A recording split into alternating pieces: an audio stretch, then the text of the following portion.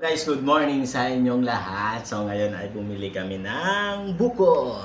So ngayon ay binili ko na siya para hindi na masyadong madami pang oras. Para tsibuga na. So ilalagyan ko siya ng mangga. Yun na yung pampatamis lalo sa kanya. Although matamis na tong buko na nabili namin. 20 pesos ang isa. So mahal.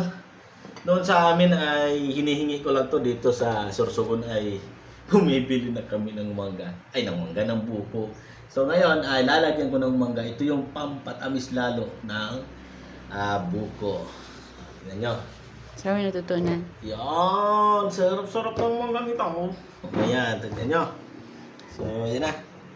So, lalagyan natin ng mangga. Haluin natin yan mamaya. Yan. Ito itinuro sa akin ni Pastor Bareha. Yan. So, yun na. Ubusin ko to na dalawang ito. Dalawang pisngi. Ang buto nito kay Mrs. kasi okay na yan sa kanya. Yan. Sa kanya na to. Sa akin tong mga pisngi. Ayan. So, dalawang pisngi ng mangga. Yan. Tapos haluin mo. Yan. Haluin mo siya. Haluin mo na. Yun ang pampatamis niya, guys. Mas maganda ngayon.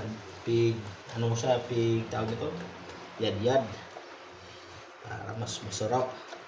Kain na. Okay na. Tara na. Tikman natin, guys.